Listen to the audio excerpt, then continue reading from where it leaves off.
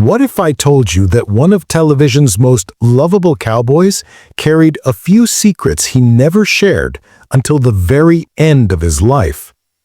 The man we all knew as Festus from Gunsmoke, the scruffy, quick-witted deputy with a heart of gold, wasn't just the comic relief or loyal sidekick we saw on screen. Behind that rugged grin and down-to-earth charm, Ken Curtis had his own battles, grudges, and disappointments that few ever knew about. For years, fans adored him as the kind, funny, and loyal face of classic westerns. But off-camera, things weren't always so friendly. Hollywood, with all its glitz and glory, wasn't the same for Ken. He had his share of conflicts and a handful of people he simply couldn't forgive. In fact, before he passed away, Ken Curtis finally broke his silence, naming 5 stars he absolutely couldn't stand. These weren't random disagreements. Each name carried a story, moments of betrayal, hurt, or tension that stuck with him for decades. In this video, we'll uncover the truth behind those secret feuds, the real reasons Ken held those grudges, and why he finally decided to speak out after staying silent for so long. But before we dive into the confessions that rocked classic Hollywood, make sure you hit that subscribe button if you're a true fan of Gunsmoke or vintage westerns. Because today, you're about to see a side of Ken Curtis that television never showed you. Ken Curtis wasn't born into fame or luxury. His story began far from the bright lights of Hollywood. He came into the world as Curtis Wayne Gates on July 2, 1916, in the quiet town of Lamar, Colorado. His childhood was nothing like the glamorous life he would one day live. In fact, it was one of the most unusual childhoods anyone could imagine. While most kids grew up playing in open fields and backyards, Ken's home was inside a jailhouse. His father, Dan Gates, worked as the sheriff of Bent County, and that meant the family lived in a small apartment built directly above the county jail. For little Ken, the sound of clanging cell doors and echoing footsteps replaced the laughter of neighborhood games. The smell of steel and the murmur of prisoners became part of his daily life. That strange, confined world shaped his imagination and left an impression he would carry forever. Even in those early years, it was clear that Ken had something special. He had a gift for music, and people noticed. But dreams didn't always pay the bills, especially during the Great Depression. His parents, worried about his future, urged him to chase something more stable. So, taking their advice, Ken enrolled at Colorado College to study medicine. For a time, it seemed like he might become Dr. Curtis Gates, but that wasn't his true calling. Music never stopped whispering to him. After 2 years of studying, he couldn't ignore it any longer. Ken made a daring choice. He left medical school to chase his dream of becoming a singer. It was a huge risk. The country was still recovering from the Depression, and World War II was casting its shadow. But Ken followed his heart, and soon his bravery paid off. In the early 1940s, Ken got the break every young performer dreamed of. He joined Tommy Dorsey's band as a vocalist, a huge deal at the time since Dorsey was one of the biggest names in music. The band had just lost Frank Sinatra, and filling those shoes was no small task. But Ken didn't just fill them, he made them his own. His smooth, soulful voice and easy charm won people over fast. It was during this exciting chapter of his life that Ken made another important change. On Dorsey's advice, he decided to drop his birth name, Curtis Wayne Gates, and adopt a new one, Ken Curtis. It was simple, catchy, and sounded perfect for show business. That name would soon become famous in both music and film. After his success with Dorsey, Ken's heart led him west, to Western music, where his voice truly found its home. He became the lead singer of the Sons of the Pioneers, one of the most popular Western groups of all time. With his warm tone and heartfelt delivery, Ken helped bring classics like Room Full of Roses and Ghost Riders in the Sky to life, songs that would forever define the sound of the American West. But Ken's talents didn't stop at singing.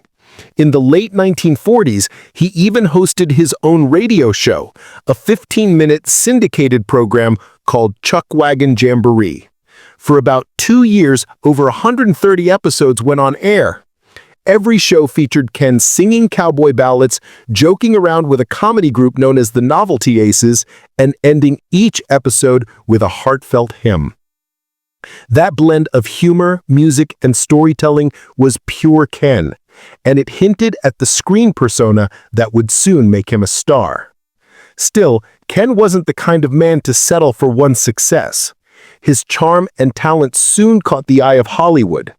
By the late 1940s and early 1950s, he began appearing in Western musicals and cowboy films, smoothly transitioning from singer to actor. The camera loved him, and audiences did too. It was this next chapter that would make Ken Curtis a legend. But behind the laughter and the fame, there was another side to him, one few ever saw. Years later, Ken would silently reveal the names of 5 people in Hollywood he secretly disliked. And those names surprised everyone. Number 1. James Arness. James Arness wasn't just a star on Gunsmoke. He was Gunsmoke. For 20 years, he ruled the screen as Marshal Matt Dillon, a tall and commanding figure who gave the show its heart and power. Viewers loved him, but standing beside such a giant wasn't always easy for everyone else. Ken Curtis, who played the lovable and eccentric Festus Hagen, quickly became a fan favorite. His charm, humor, and rugged style won over the audience.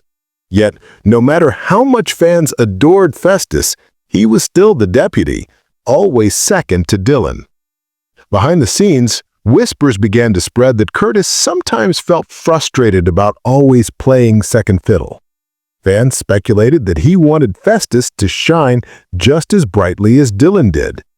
Whether those rumors were true or not, one thing is certain: the chemistry between Arness and Curtis made Gunsmoke unforgettable. Together, they created some of the most iconic scenes in TV history. Number 2. Milburn Stone.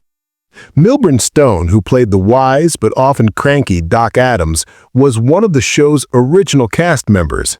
From the very start, he helped shape Gunsmoke's world and carried a sense of seniority on set. Ken Curtis joined later, stepping into a cast that already had its rhythm. According to some behind-the-scenes talk, Curtis and Stone didn't always agree. Their differences often came down to creative decisions, like how certain scenes were written or how much screen time each actor received. Both men had strong personalities and weren't afraid to speak their minds.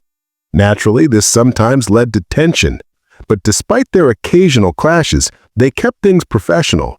In fact, their real-life friction might have added a touch of authenticity to their on-screen moments, making their interactions feel even more genuine. Number 3. John Mantley. When it came to producer John Mantley, the tension was more than rumor. It was real. Mantley was known for being strict. He watched the budget closely, demanded tight scripts, and didn't always welcome creative input from actors. But Ken Curtis wasn't one to stay silent. By then, Festus had become a fan favorite, and Curtis believed the character deserved a bigger role and better pay. Reports from the time suggest that Curtis and Mantley clashed several times over creative direction and money. Curtis wanted Festus to have more depth and importance in the storyline, but Mantley had his own vision and wasn't easily swayed. Their disagreements weren't just rumors, they were visible enough that others on set took notice. It was one of the few times Curtis's frustrations were openly known. Number 4. Amanda Blake. Amanda Blake's Miss Kitty was the soul of Dodge City, a tough, warm-hearted woman who balanced strength and grace. For years, she was one of Gunsmoke's most beloved stars, admired by audiences everywhere. But as Festus's popularity continued to grow, people began talking. Some said Blake didn't like how Curtis's character started stealing the spotlight, while others claimed those stories were blown out of proportion by gossip columns and fans.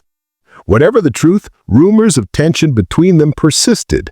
Still, none of it ever showed on screen. When Miss Kitty and Festus shared scenes, their chemistry felt real and natural. Whether they got along off-set or not, their professionalism made every moment between them shine. Number 5. Dennis Weaver. Before Ken Curtis ever rode into Gunsmoke, Dennis Weaver had already won America's heart as Chester Goode, Marshall Dillon's original deputy. With his country charm and trademark limp, Chester became one of the show's most loved characters. So when Weaver decided to leave and chase new opportunities, fans couldn't help but wonder, who could possibly replace him? That's when Ken Curtis arrived as Festus Hagen. At first, people couldn't help but compare Festus to Chester, and many believed Curtis felt the weight of that comparison. While Weaver was busy building a career outside Gunsmoke, his shadow still lingered over the show. Some fans even whispered that Curtis might have quietly resented Weaver's legacy. But over time, Festus earned his own place in viewers' hearts, and Ken Curtis proved he wasn't living in anyone's shadow. Whether Curtis actually disliked Weaver or simply felt the pressure of replacing such a beloved character, one thing was clear: stepping into those boots was no easy task. Yet Curtis didn't just fill them, he made them his own. Long before Gunsmoke made him a household name, Ken had been carving a solid career in Hollywood. He appeared in a number of films that beautifully mixed music with Western storytelling, a perfect fit for someone who loved both singing and cowboy life. His talent soon caught the attention of Hollywood greats like John Ford and John Wayne. Curtis wasn't just a background player in their films. He took on real, memorable roles that held their own beside legends like Wayne and Maureen O'Hara. Even when the spotlight faded, Ken didn't chase fame or fortune. Instead, he went after roles that had grit, honesty, and heart, even if they were small-budget westerns that few people talked about at the time. Those projects later found loyal fans who appreciated his authenticity.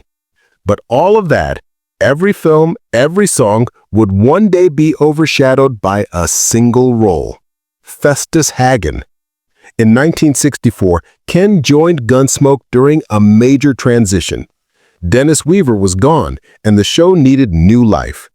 Curtis was supposed to appear in just one episode, but audiences instantly fell in love with his rough-edged humor, raspy voice, and country wisdom. Festus wasn't perfect. He was scrappy, funny, stubborn, and deeply loyal. But that's what made him real.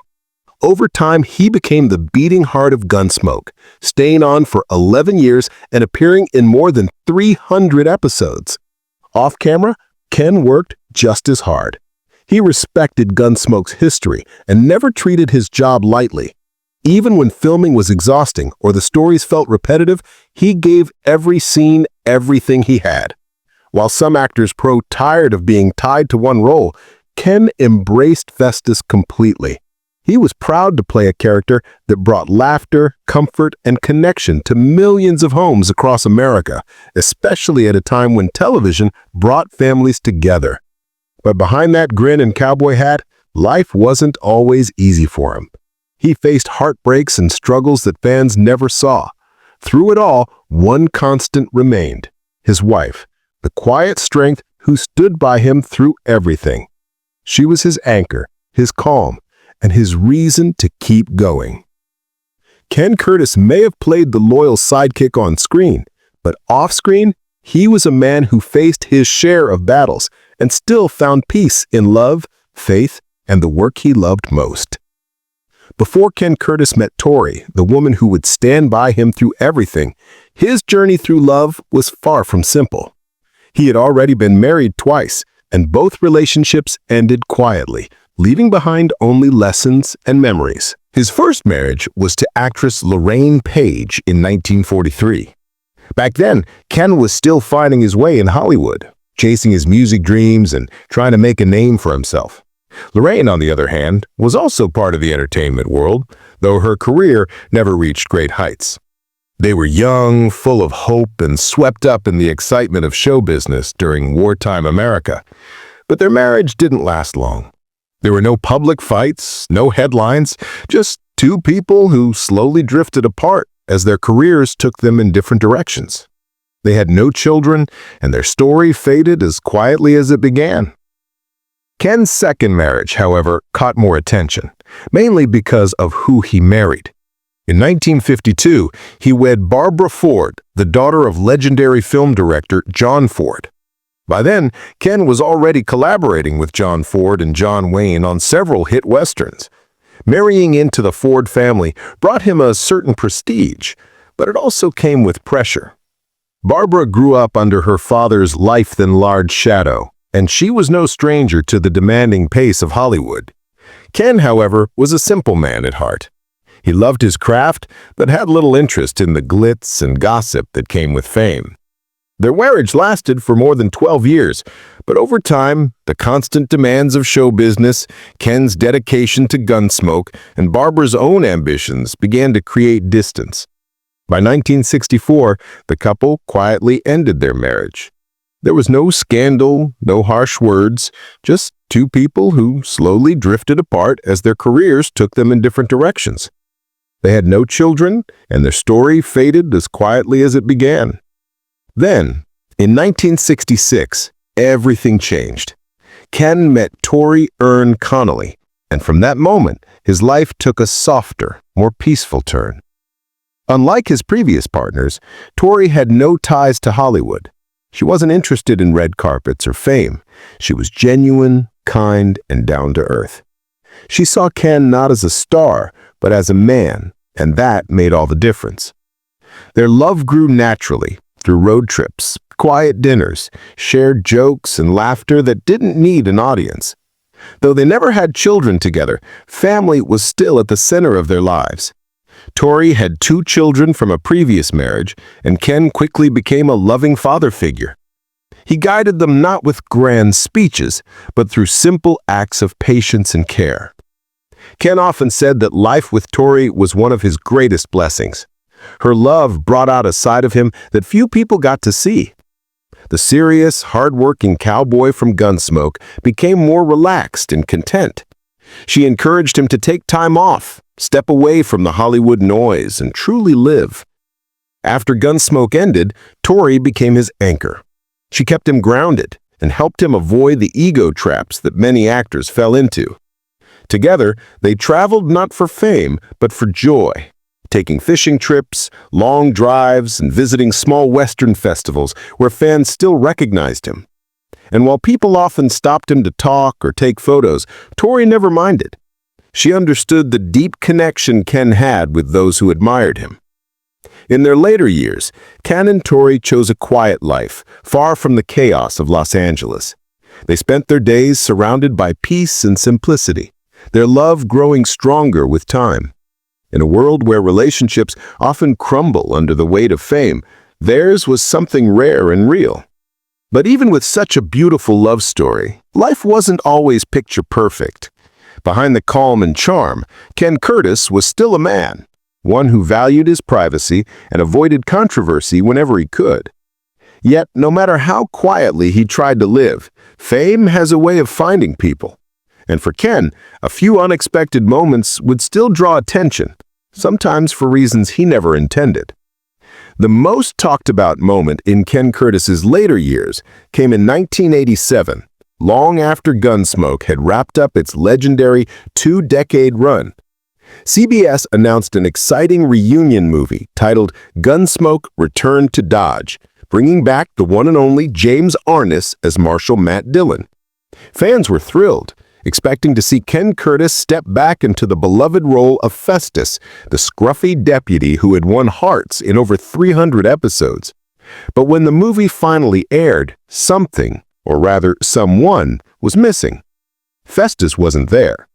The absence was impossible to ignore, and it immediately set off a wave of disappointment and speculation among devoted fans.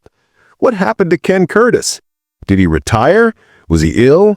Or worse, had there been a falling out behind the scenes? As it turned out, the truth was far less dramatic, but no less frustrating. Ken had indeed been asked to return as Festus, but the deal quickly fell apart. Reports later revealed that CBS had offered him what he felt was an insultingly low salary, especially for a character who had been such a big part of the show's legacy. Ken refused the offer, not because of pride, but because of principle. After giving more than a decade of his life to Gunsmoke, he believed his contribution deserved respect, and that meant fair pay. Some fans understood his decision, admiring him for standing his ground. Others felt disappointed that money came between him and the role they loved so much. The network never addressed the situation publicly, and Ken never spoke about it either. His silence said more than words ever could. Then came a strange rumor that followed Ken for years, that he had a twin brother named Chester Curtis. The story spread across fan forums and early online biographies, complete with supposed eyewitness accounts. But none of it was true. Ken never had a twin or even a brother named Chester. He came from a modest family, and there was no record or family statement to support the claim. Like many Hollywood myths, it was born out of imagination and spread through whispers. But Ken's off-screen life held even more surprises. Unlike many Western stars of his generation who stayed clear of politics, Ken wasn't afraid to quietly make his views known.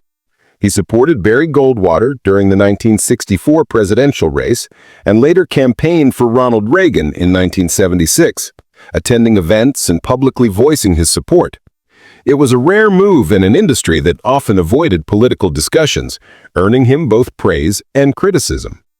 Despite his fame, Ken's personal life remained remarkably private. His wife, Tori, stayed mostly out of the spotlight. She rarely gave interviews, avoided controversy, and never tried to capitalize on her husband's stardom.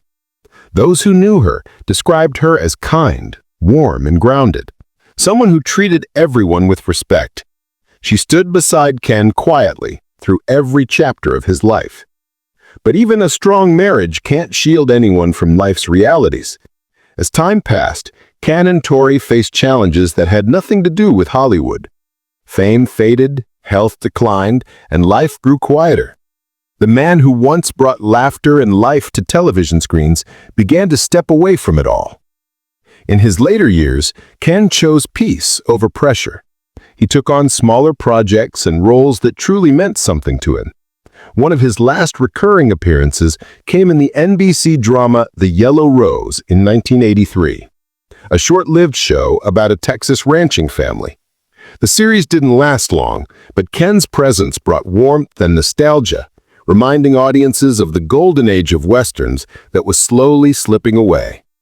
His final acting role came in 1991 with the television movie Conager, based on a Louis L'Amour story and starring Sam Elliott and Catherine Ross. Ken played an aging stagecoach driver, a small role, but one that fit him perfectly. He didn't try to reinvent himself or chase new fame. Instead, he stayed true to who he was, a man of quiet strength and authenticity. Then, on April 28, 1991, the curtain finally closed on Ken Curtis's remarkable life. He passed away peacefully in his sleep at home in Clovis, California, at the age of 74. Tori was by his side. The news shocked fans who believed he was still in good health. There were no grand headlines or dramatic farewells, just a quiet passing for a man who had always lived life on his own terms. Following his wishes, Ken was cremated, and his ashes were scattered across the open plains of Colorado, the same land where his journey began. It was a simple, beautiful farewell to a man who carried the true heart of the West within him. Not the Hollywood version, the real one. Strong, humble, loyal, and deeply human. Ken Curtis may have left the stage, but his spirit rides on every time someone hears the name Festus and smiles.